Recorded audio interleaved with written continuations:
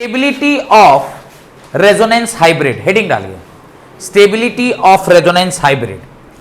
अब देखिए stability decide करना, स्टेबिलिटी ऑफ रेजोनेंस हाइब्रिड, ये हम लोग को अब डिसाइड करना है रेजोनेंस का स्टेबिलिटी। अब ये कैसे डिसाइड होता है इसको समझने के लिए कुछ रूल्स होते हैं। तो रूल नंबर 1 लिखिए, पहला नियम, non polar molecule is always stable than polar molecule. अरे non polar molecule is always stable than polar molecule. Non polar molecule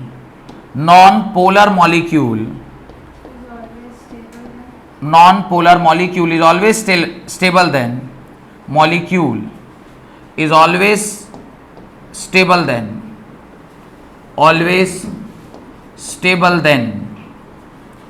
polar molecule यानी जिसमें पोलैरिटी है वो अनस्टेबल होगा और जिसमें पोलैरिटी नहीं है मतलब न्यूट्रल मॉलिक्यूल है वो क्या होता है, ज्यादा स्टेबल होता है। यानी neutral is more stable than polar. Clear? चलिए दूसरा पॉइंट,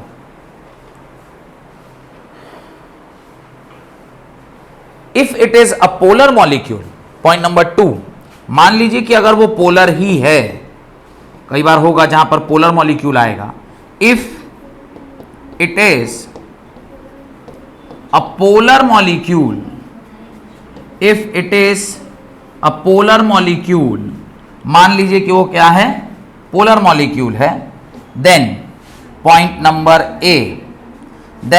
नंबर ए, क्या है ए पॉइंट, लिखिए पॉजिटिव चार्ज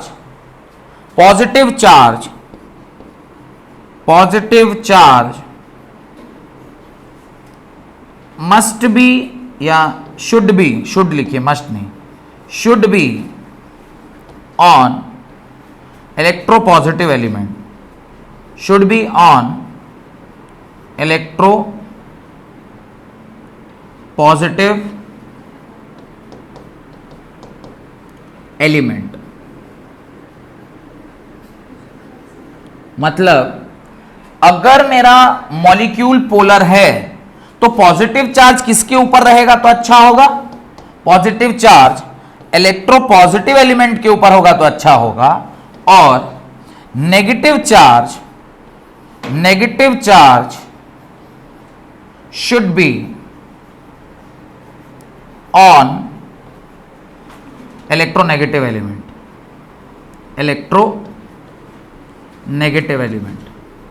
तो अगर पोलर है तो पॉजिटिव चार्ज इलेक्ट्रोपॉजिटिव पर रहे तो अच्छा, और नेगेटिव चार्ज इलेक्ट्रोनेगेटिव एलिमेंट पर रहे तो अच्छा। तो ये दो बातें और उसके अंदर ध्यान देने वाली है कि अगर पहले तो नॉन पोलर ज्यादा स्टेबल है, अगर वो पोलर है तो उसमें दो बातें, पॉजिटिव चार्ज इलेक्ट्रोपॉजिटिव पे रहे तो अच्छा, जैसे कार्बन इलेक्ट्रोपॉजिटिव है, हाइड्रोजन इलेक्ट्रोपॉजिटिव है तो उसके ऊपर पॉजिटिव अच्छा है, पर ऑक्सीजन इलेक्ट्रोनेगेटिव है और उस पर पॉजिटिव आ जाएगा तो ये स्टेबल नहीं होगा। फिर ऑक्सीजन इलेक्ट्रोनेगेटिव है, उसके ऊपर ऑक्सीजन नेगेटिव होगा, तब फिर वो क्या है, अच्छा है। तो इलेक्ट्रोनेगेटिव के ऊपर नेगेटिव रहे अच्छी बात है, इलेक्ट्रोपॉजिटिव के ऊपर पॉजिटिव रहे अच्छी बात है, वाइसे वर्सा हो गया अनस्टेबल हो जाएगा। पॉइंट नंबर इसी का ए बी और अब सी लिखिए, पॉइंट नंबर सी, इसी का पॉइंट नंबर सी लिखिए। पॉइंट नंबर सी क्या है, जो पोलर अगर मॉलिक्यूल है तो right, positive and negative charge,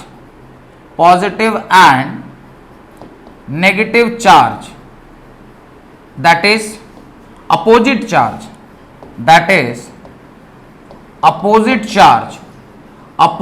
charge जितना पास उतना अच्छा, opposite charge are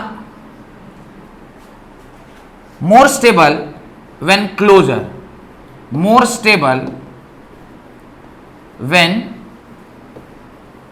close to each other, close to each other माने एक दूसरे के नजदीक रहता है तो वो ज्यादा स्टेबल है।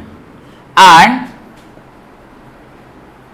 पॉजिटिव एंड पॉजिटिव या नेगेटिव एंड नेगेटिव दोनों में से कुछ भी, यानी like charges, like charges, like charges जितना दूर उतना अच्छा, are more stable when they are far apart, are more stable when they are far apart। कहने का मतलब है कि पॉजिटिव चार्ज और नेगेटिव चार्ज यानी अपोजिट चार्ज है तो जितना पास उतना अच्छा, और दो सेम चार्ज है पॉजिटिव पॉजिटिव या नेगेटिव नेगेटिव तो जितना दूर हो उतना अच्छा। डन। नेक्स्ट पॉइंट नंबर 3, मतलब जो हम लोग 1 2 3 लिख रहे थे वो वाला पॉइंट नंबर 3, राइट। कोनैनिकल स्ट्रक्चर या resonating structure, resonating structure having more number of covalent bond, having more number of covalent bond is more stable, bond is more stable। कह रहा है जिसमें कोवलेंट बॉन्ड ज्यादा वो सबसे ज्यादा स्टेबल। एंड आखिरी पॉइंट है stable structure is present for longer period of time, stable structure is present for longer period of time and has more contribution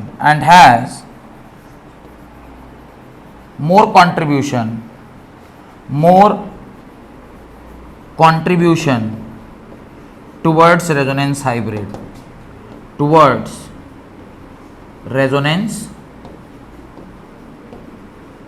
hybrid।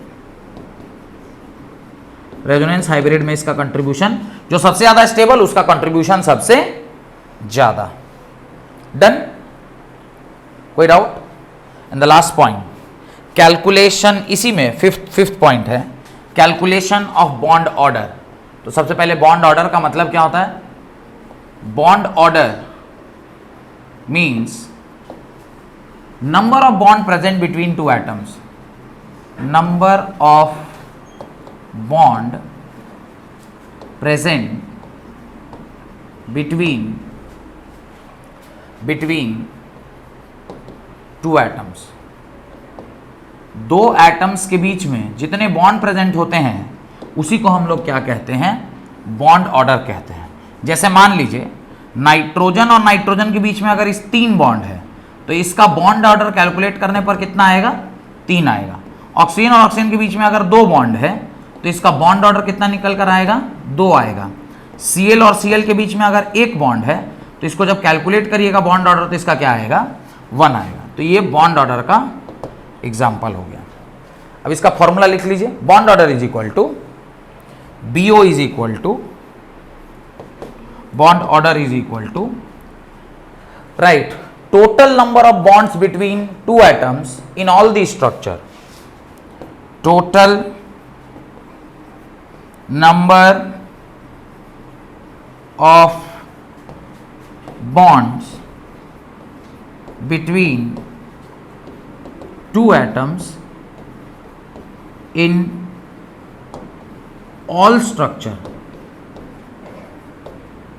total number of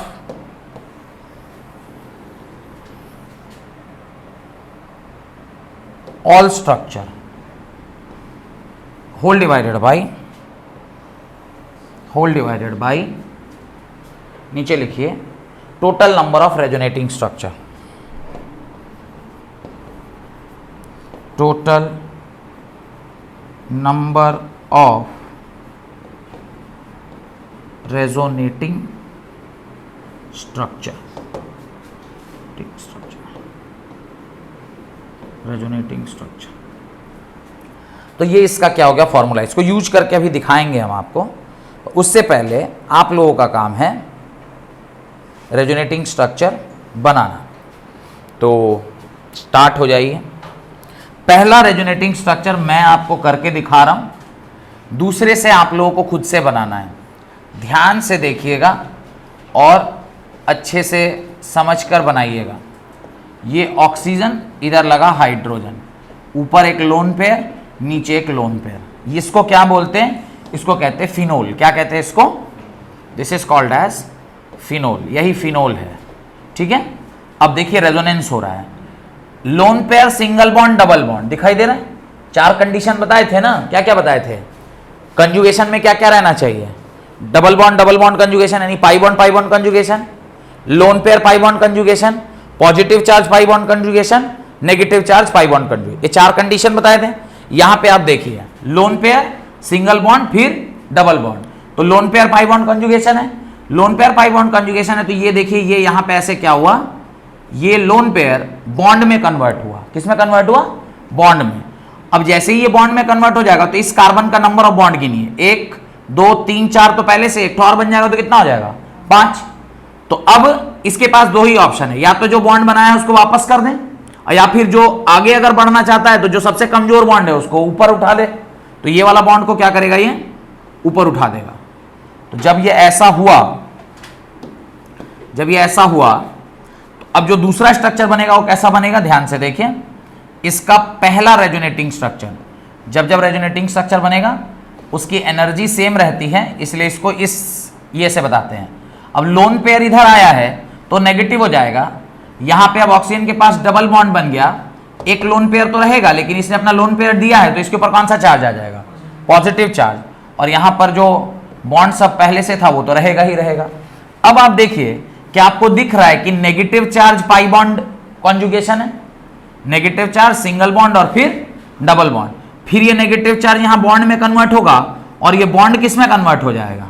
वापस से charge में। तो ये इसका जो तीसरा स्ट्रक्चर बनेगा वो कैसा बनेगा? ये स्ट्रक्चर, नेगेटिव चार्ज आ गया यहां पर, बॉन्ड बन गया यहां, इधर वाला बॉन्ड बना यहां, इस पर तो पॉजिटिव चार्ज रहेगा ही रहेगा।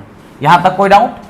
अब यहां के बाद इधर, उधर से ही इधर आ जाते हैं, ठीक है। ऐसा करते हैं, ऐसे आ जाते हैं। अब यहां पर इसका अगला स्ट्रक्चर बना रहे हैं। अगला स्ट्रक्चर बनाने से पहले इसका रेजोनेंस कराएंगे। ये फिर वापस से क्या करेगा? यहां सोएगा और ये वापस से चार्ज में कन्वर्ट हो जाएगा। जब ऐसा होगा तो ध्यान से देखिएगा, अब चार्ज कहां चाहिए? ये बॉन्ड बन गया, तो यहां पे बॉन्ड बन गया, ऊपर तो बॉन्ड था ही, और चार्ज अब किस पे शिफ्ट हो गया? यहां शिफ्ट हो गया। यहां से चार्ज कहां चला गया? यहां चला गया। यहां पे क्या था? डबल बॉन्ड, इधर हाइड्रोजन, इस पे प्लस चार्ज, एक लोन पेयर तो भाई साहब के पास था ही। और आखिरी बार फिर रेजोनेंस होगा, ये चार्ज वापस से यहां सेट होगा और जो डबल बॉन्ड आपने बनाया था वो डबल बॉन्ड वापस से क्या हो जाएगा? अपने ऑक्सीजन के ऊपर उस वापस से ओरिजिनल स्ट्रक्चर में कन्वर्ट हो जाएगा। ओरिजिनल स्ट्रक्चर में कन्वर्ट हो गया। यहां पे बॉन्ड, यहां बॉन्ड, और कहां पे बॉन्ड? यहां पे बॉन्ड, ये O, ये H, और जो लोन पेयर इसने घुमाया था वो लोन पेयर इसकी प्राप्ति इसको वापस से हो गई। अगर पहले स्ट्रक्चर को मैं A नाम देता हूं, दूसरे को B नाम देता हूं, तीसरे को C, इसको D और आखिरी वाले को E, तो ध्यान से देखकर बताइए, पहला और आखिरी इस पे कोई चार्ज है? अगर चार्ज नहीं है तो ये दोनों न्यूट्रल स्ट्रक्चर हैं, बाकी तीनों कैसे हैं? पोलर स्ट्रक्चर हैं। ये दोनों नॉन पोलर और ये तीनों पोलर। तो आपसे क्या बोला स्टेबिलिटी के नियम में? Polar are, non polar are more stable than polar. तो ए और E is more stable than all three, पहला। दूसरा, इन दोनों में क्या सिमिलैरिटी है या डिफरेंस दिखाई दे रहा है? पाई बॉन्ड का पोजीशन एक बार रोटेट कर गया। ध्यान से देखिए, अगर मैं इन दोनों कार्बन के बीच में देखूं तो इस दोनों कार्बन के बीच में यहां डबल बॉन्ड है, वेयर इस दोनों कार्बन के बीच में यहां पे कौन सा बॉन्ड है? सिंगल बॉन्ड है। फिर उसके बाद वाले में यहां सिंगल बॉन्ड था, यहां क्या आ गया? फिर उसके बाद वाले में यहां डबल है, यहां क्या आ गया? तो ये पाई बॉन्ड का पोजीशन एक बार क्या हो गया? शिफ्ट कर गया। इसी को रेजोनेंस बोलते हैं। जो शिफ्टिंग हुआ है ना पाई बॉन्ड का, this is called as resonance. Resonance always takes place with respect to pi bond. ये पाई बॉन्ड का ही डीलोकलाइजेशन ऑफ इलेक्ट्रॉन है। इसको क्या बोलते हैं? Delocalisation of electron. लोकलाइजेशन मतलब जब आप उसको एक जगह पर रखते हैं, डीलोकलाइजेशन मतलब जब आप उसको घुमाते फिराते रहते हैं। This is called as delocalization of electron. तो resonance is a phenomena of delocalization of electron. तो ये भी एक लाइन आप यहां ऐड कर लीजिएगा। Resonance is a phenomena of delocalization of electron, delocalization of electron इसको बनाना है आपको अपनी कॉपी में। ये डिज़ाइन जो हम बनाए हैं, ये जो मेहंदी जो क्या रंगोली जो बना हुआ है, इसको आपको अपनी कॉपी में बना लीजिए। ये रंगोली अभी आपको 10-12 सवाल दूंगा, उसका रंगोली आप ही को स्वयं बनाना है। तो इसमें कहीं कोई डाउट है तो आप एक बार और पूछ लीजिए कि सर कैसे हुआ, बता दीजिए, क्योंकि अगला सवाल जो है वो आप ही को बनाना है। मैं अगला सवाल जब दूंगा तो इसमें ये नहीं होगा कि भाई सर पे एक बार और बनाइए। फिर से कोई डाउट है तो देखिए क्या हो रहा है। लोन पेयर यहां पर बॉन्ड बनाया, बॉन्ड चार्ज में कन्वर्ट हुआ, फिर चार्ज बॉन्ड बनाया, बॉन्ड चार्ज, फिर चार्ज बॉन्ड बनाया, बॉन्ड चार्ज, फिर चार्ज बॉन्ड बनाया, बॉन्ड वापस से लोन पेयर में कन्वर्ट हो गया। 5 इसके रेजोनेटिंग स्ट्रक्चर है, A B C D E. 5 इसके क्या है? रेजोनेटिंग स्ट्रक्चर है। और 5 अगर रेजोनेटिंग स्ट्रक्चर हुए तो ऑब्वियसली इसकी स्टेबिलिटी भी निकालनी होगी। तो स्टेबिलिटी में सबसे पहला, neutral structure are more stable than polar structure. तो ए और E is more stable than B C D. तो सबसे ज्यादा स्टेबिलिटी किसकी? इसके नीचे स्टेबिलिटी का ऑर्डर लिख रहा हूं। Stability, order of stability, order of stability. Photo बना लिए हैं? बना रहे हैं? चलिए पहले बना लीजिए, फिर ऑर्डर ऑफ स्टेबिलिटी समझाता हूं कि कौन ज्यादा स्टेबल और कौन कम स्टेबल। हाँ जल्दी जल्दी बनाइए। बॉन्ड का पोजीशन ये एकदम ऐसा हाथ पूरा फ्री हो जाना चाहिए इसमें, क्योंकि अल्टीमेटली आपको यही करना है पूरे क्लास 12th में। 12th क्लास में जितना रेजोनेंस आपके हाथ से स्मूथली बनेगा उतना आसानी से आप सवाल को कर पाएंगे। डन? जल्दी जल्दी बनाइए। तुम बना लिए? वाह यार, तुम तो बहुत तेज बना रहे हो। हर्षिता को भी कुछ ट्रेनिंग दो यार। इसके पाँव में जब से चोट लगा है, कुछ हाथ में और कुछ सर का स्पीड कम हो गया है ना? वही लगता है कोई नर्व जो है वो ऐसे होते हुए ब्रेन तक गया है, वो ब्रेन में भी कुछ प्रॉब्लम कर दिया है, और वही ब्रेन का प्रॉब्लम हाथ तक आ रहा है तो स्पीड भी स्लो हो गया है। लेकिन स्कूटी चलाते वक्त इनके हम स्पीड में कहीं कोई अंतर नहीं देख पा रहे हैं। स्कूटी में नहीं पता चल रहा है कि मैंने कुछ ब्रेन में प्रॉब्लम है कि हाथ में प्रॉब्लम है। हाँ बोलिए बाबू, पूछिए। हाँ, और बॉन्ड फिर चार्ज होगा। हाँ हाँ हाँ, बस बस, हाँ बोलिए।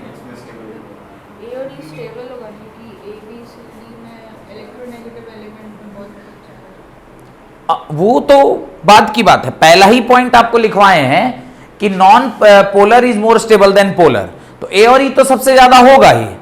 सेकेंड, अब यहां पर देखिए कार्बन के ऊपर कौन सा चार्ज है? Negative charge.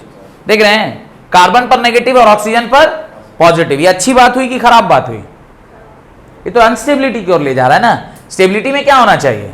ऑक्सीजन के ऊपर नेगेटिव और कार्बन के ऊपर पॉजिटिव, लेकिन यहां उल्टा है, यानी ये तीनों ही हाईली अनस्टेबल स्ट्रक्चर है, तो इनका कंट्रीब्यूशन ज्यादा नहीं होगा। क्यों? क्योंकि जो RH बनता है, RH मतलब रेजोनेंस हाइब्रिड, जो इन पांचों का मिश्रण करके जो फाइनल स्ट्रक्चर बनेगा, उस स्ट्रक्चर में ज्यादा कंट्रीब्यूशन किसका होगा?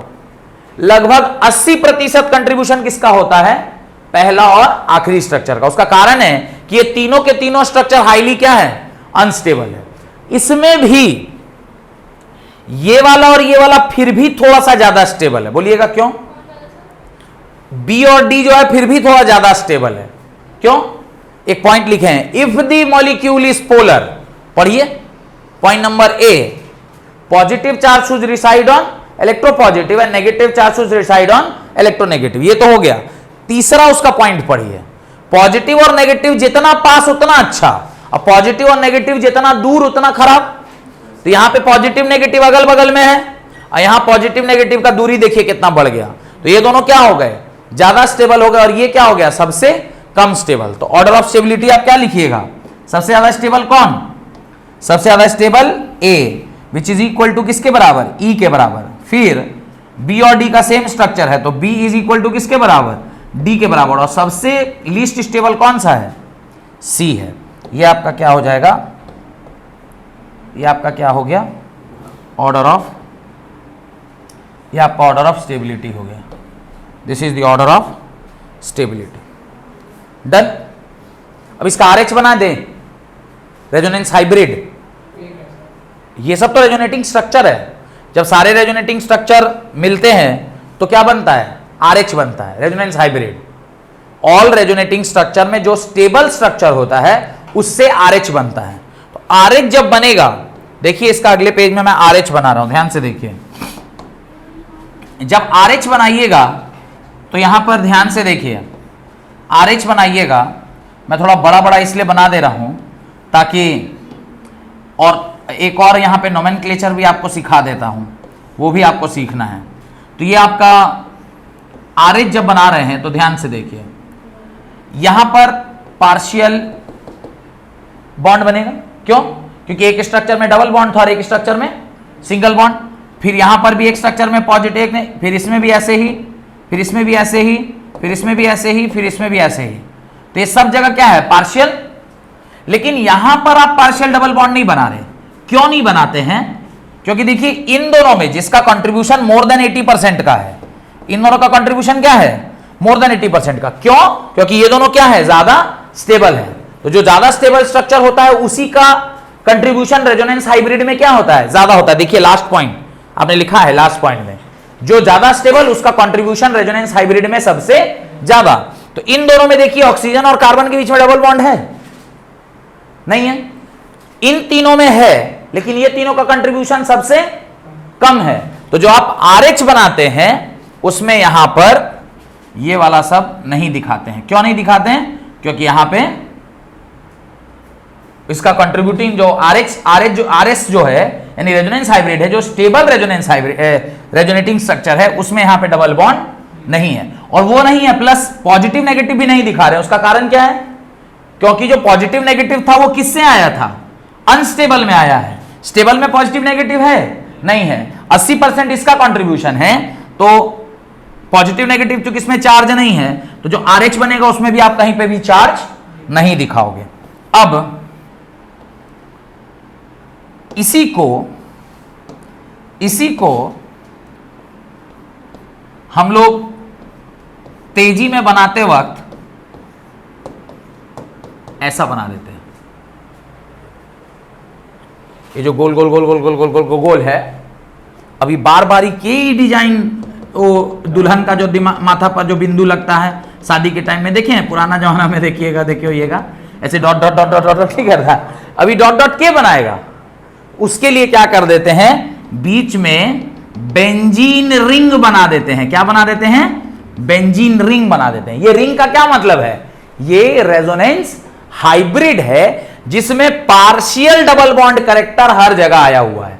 यहां ना पूरा पूरा डबल बॉन्ड है, ना पूरा पूरा सिंगल बॉन्ड है, ये पार्शियल डबल बॉन्ड कैरेक्टर है, और ये बीच में रिंग बना दिया। तो आप बहुत सारे फोटो में ये बना हुआ देखिएगा, और कहीं कहीं पर आप ऐसा भी बना हुआ देखते हैं, फिनोल। ये बना मतलब क्या बना हुआ है? आरएस बना हुआ है। और ये बना हुआ मतलब क्या बना हुआ है? आरएच बना हुआ है। कौन ज्यादा स्टेबल होता है? Resonance hybrid is more stable than all resonating structure. तो ये क्या है? Resonance hybrid structure of phenol. और इस रिंग को क्या कहते हैं? This ring is called as benzene ring. और RH is more stable than RS.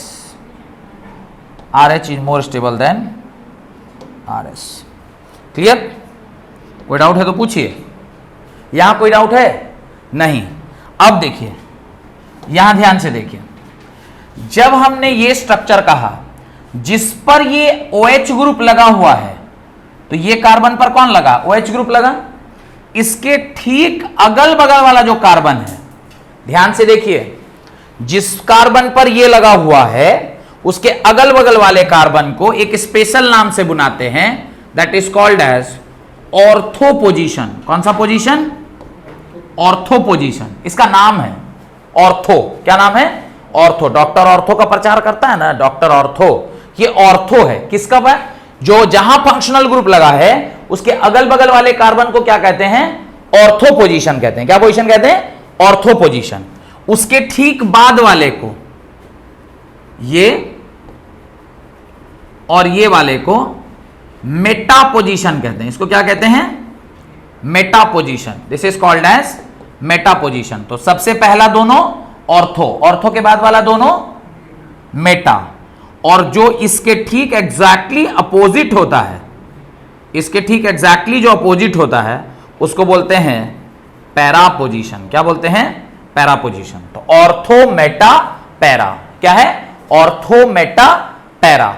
Ortho just बगल वाला, उसके बाद वाला मेटा, उसके बाद वाला पैरा, दोनों साइड से ऑर्थो, फिर उसके बगल में मेटा, फिर उसके बगल में पैरा। उधर से चलिए ऑर्थो, फिर मेटा और फिर पैरा।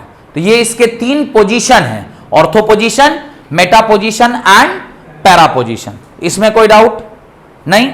थोड़ा और आगे बढ़े, ध्यान से देखिए, जब कभी भी ये चार्ज जो डेवलप हुआ है वो देखिएगा कुछ स्पेशल जगह पर पैदा हुआ है। ऑर्थो पर, पैरा पर, फिर ऑर्थो पर। मेटा पर रेजोनेंस की वजह से चार्ज पैदा दिख रहा है। ऑर्थो, इसके ठीक बगल वाला ऑर्थो, उसके बगल वाला मेटा, उसके बगल वाला पैरा। तो ऑर्थो पर हुआ है चार्ज, फिर ही छोड़ के इस पर हुआ है चार्ज एग्जैक्टली अपोजिट वाले पर, फिर उसके बगल वाला छोड़ के ठीक बगल वाले पर हुआ है। तो हुआ है ना। तो कौन कौन से पोजीशन पे चार्ज आया? ऑर्थो पर और पैरा पर। रेजोनेंस की वजह से मेटा पोजीशन पर कभी भी चार्ज नहीं जाएगा। वेरी वेरी वेरी इंपॉर्टेंट बात। इसका इंप्लीकेशन क्या है वो बाद में देखेंगे, पर अभी फिलहाल ये सबसे इंपॉर्टेंट चीज है। जब हम ऑर्गेनिक पढ़ रहे होंगे उस टाइम पे मैं इसको आपको और अच्छे से समझाऊंगा, और उस दिन जब याद कराएंगे ये बात तो आपको ध्यान होना चाहिए कि सर ने आपने ये बात बोला था या लिखाया था कि एक तो ये ऑर्थो मेटा पैरा पोजीशन होता है, और रेजोनेंस के दरमियान जो चार्ज घूमता है वो ऑर्थो पैरा ऑर्थो पर घूमता है, वो मेटा पर कभी भी नहीं जाता है। नोट डाल के इस बात को अपनी कॉपी में लिख लीजिए। बढ़े आगे, ये सब कुछ कुछ ही है और लिखवाने नहीं थे, लिखिए।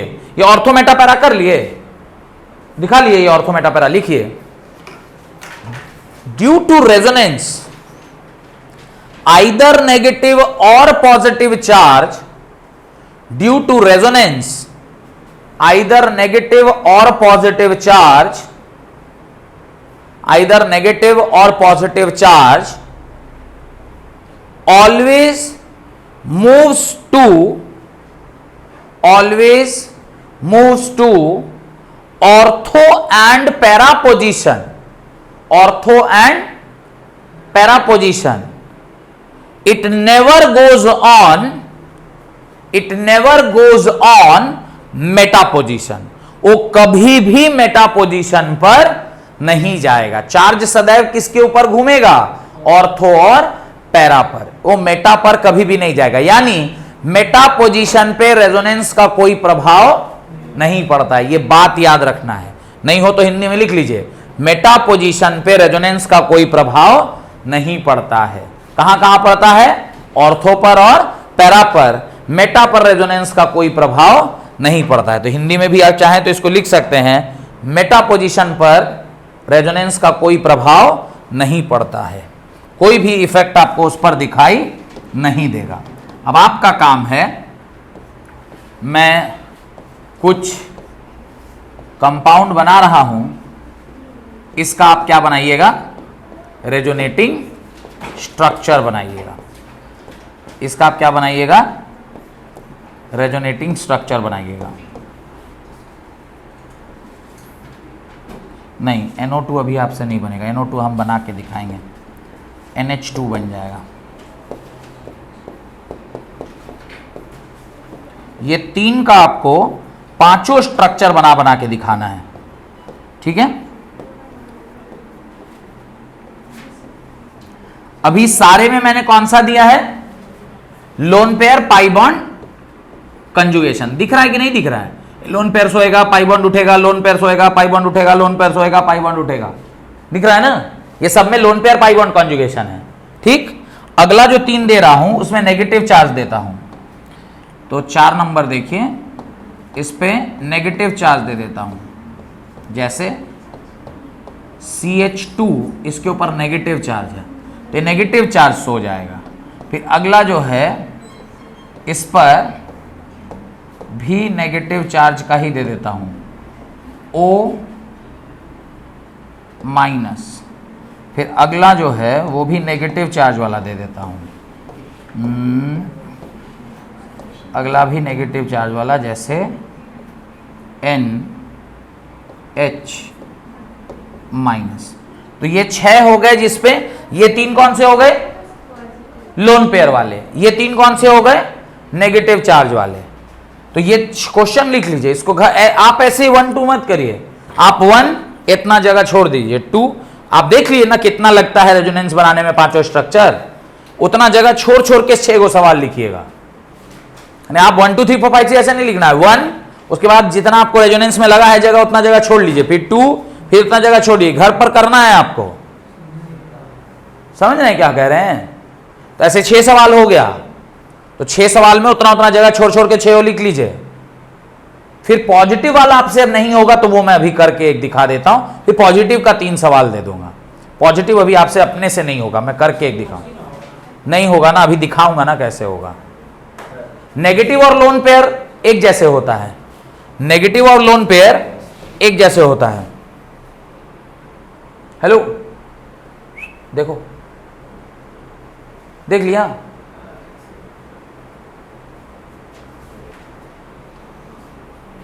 नेगेटिव और लोन पेयर एक जैसे होता है, पर पॉजिटिव चार्ज अलग डिजाइन का होता है। तो एक पॉजिटिव का मैं आपको अभी करके दिखा देता हूं।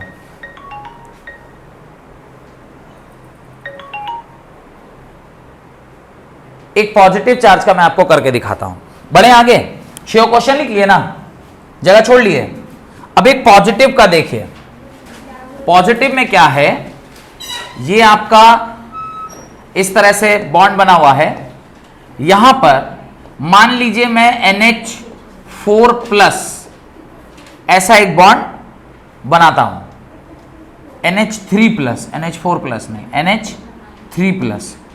NH3+ मान लीजिए ऐसा कोई एक बॉन्ड मैं ऐसा बना दिया। अब इसका हमको रेजोनेंस कराना है, ध्यान से देखिए। उसमें क्या होता था, चार्ज इधर से इधर जाता था, इसमें क्या होगा, उल्टा होगा। ये बॉन्ड यहां शिफ्ट करेगा, समझे। ये बॉन्ड देखिए ध्यान से, पॉजिटिव वाले को ध्यान से देखिए।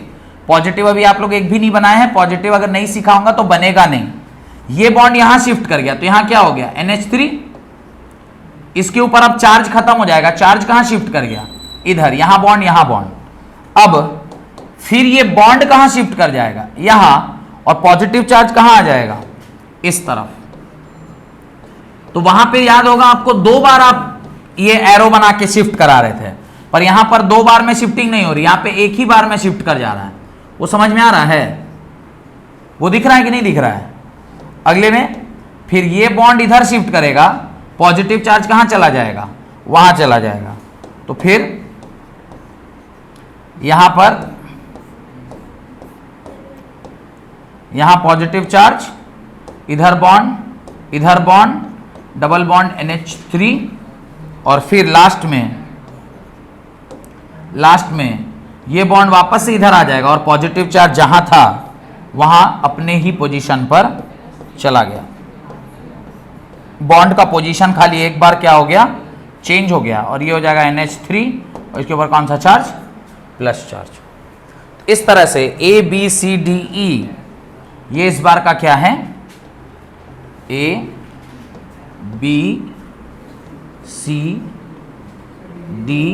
और ये E, और इन सब को मिला के जो रेजोनेंस हाइब्रिड बनेगा, इन सब को मिला के जो रेजोनेंस हाइब्रिड बनेगा वो कैसा बनेगा, यहां ऐसा और यहां पर NH3 और अमीन के ऊपर पॉजिटिव अनस्टेबल, यहां पे क्या होगा, अनस्टेबल है, और कार्बन के ऊपर पॉजिटिव स्टेबल, यानी ये तीनों का कंट्रीब्यूशन ज्यादा होगा, इसका कम, तो यहां पे partial negative, partial double bond character आ जाएगा।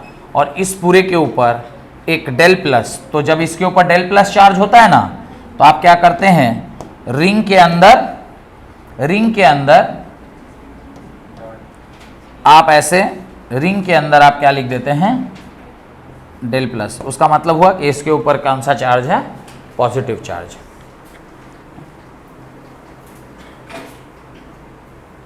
डन। पॉजिटिव में बॉन्ड शिफ्ट कराता है और नेगेटिव में लोन पेयर या इलेक्ट्रॉन डायरेक्शन देता है। समझ में आ रहा है, ठीक, मैंने ठीक, और 3 सवाल इससे रिलेटेड दे देते हैं, तो 9 सवाल आपको घर के लिए दे दिया जाएगा, जिसमें आपको 9 मतलब 9 पंचे 45 रेजोनेटिंग स्ट्रक्चर यानी बनाना है। एक एक में 5, तो 9 को सवाल रहेगा, तो 9 5 जा 45 क्वेश्चंस आपको सवाल अगले बार में बना के आना है, स्ट्रक्चर, रेजोनेटिंग स्ट्रक्चर। ठीक है, सवाल दे दें, ये बना लिए, जल्दी बनाइए। देखिए कितना तेज बना लिए इस बार, बात का असर हुआ, कोई असर नहीं हुआ, वो कई साल बन नहीं रहा, लेट हो रहा है, छोड़ दो, बाद में देख के बना लेंगे। तो कुछ लोगों पर होता है असर, कुछ लोग जैसे रबड़ का बना रहता है तो उस पर नहीं होता है। अरे तो लड़की बना ली रे भाई, तो रेजोनेंस हाइब्रिड नहीं बनाया आप,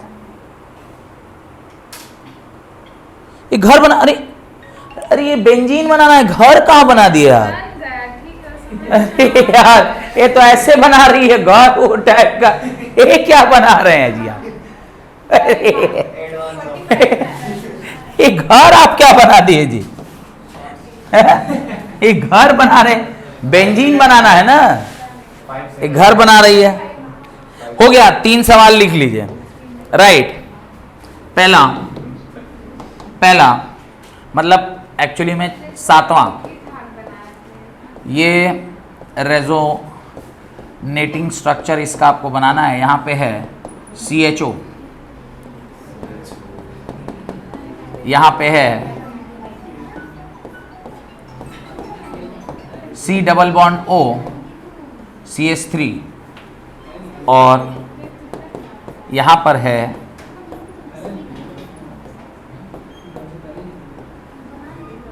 C double bond O OH। आपके मन में डाउट आएगा, सर पढ़ाते आप क्या हैं, सवाल क्या देते हैं, यहां पे पॉजिटिव चार्ज कहां है, तो ये इलेक्ट्रोनेगेटिव है, तो इसके ऊपर कौन सा चार्ज, डेल माइनस, इसके ऊपर कौन सा चार्ज, डेल प्लस, बस उसी डेल प्लस को घुमा दीजिए।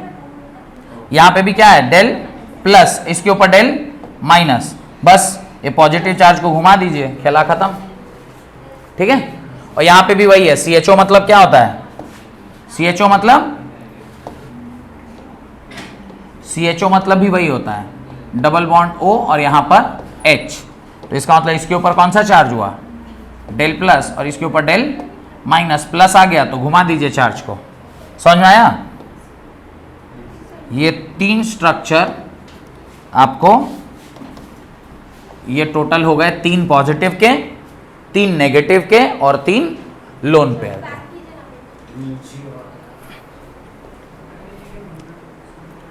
ठीक है, और सबका RH भी आपको बनाना है। तो कुल मिला के ये जब आप बना लेंगे तो इससे आपका रेजोनेंस क्या होता है, रेजोनेटिंग स्ट्रक्चर क्यों बनाते हैं, रेजोनेंस हाइब्रिड क्या है, उसकी स्टेबिलिटी कैसे निकालते हैं, उसका कैरेक्टरिस्टिक्स क्या है, ये बेसिक आइडिया लग गया। इसको पूरे डिटेल में ऑर्गेनिक में पढ़ेंगे इसको और डिटेल में कहां पे, ऑर्गेनिक में, हाँ ये ऑर्गेनिक में पढ़ेंगे। अभी सिर्फ हम लोग रेजोनेंस क्या होता है और रेजोनेटिंग स्ट्रक्चर क्या है, बस इसके बारे में जान रहे थे, क्योंकि ये केमिकल बॉन्डिंग का पार्ट है। अल्टीमेटली ये बॉन्डिंग ही है ना, कि वहां पे पार्शियल डबल बॉन्ड बन रहा है, तो बॉन्डिंग का पार्ट है, इसलिए यहां पर इसको हम लोगों ने पढ़ लिया। हेडिंग डाल लीजिए डाइपोल मोमेंट, हेडिंग डालिए डाइपोल मोमेंट। तो अगली क्लास में डाइपोल मोमेंट, उसके बाद VBT, VSEPR, हाइब्रिडाइजेशन और MOT चैप्टर खत्म। तो धीरे धीरे देख रहे हैं जो नंबर ऑफ थ्योरीज है उसका संख्या कम होते जा रहा है। अब बहुत जल्दी ही ये चैप्टर आपका खत्म हो जाएगा, ठीक है। तो जैसे अगर वीडियो आपको अच्छे लग रहे हैं तो प्लीज इसे लाइक कीजिए, दोस्तों के साथ शेयर कीजिए, और अगर चैनल अब तक सब्सक्राइब नहीं किया और पहली बार मेरी वीडियो देख रहे हैं तो प्लीज मेरे चैनल को सब्सक्राइब कीजिए। Thank you very much.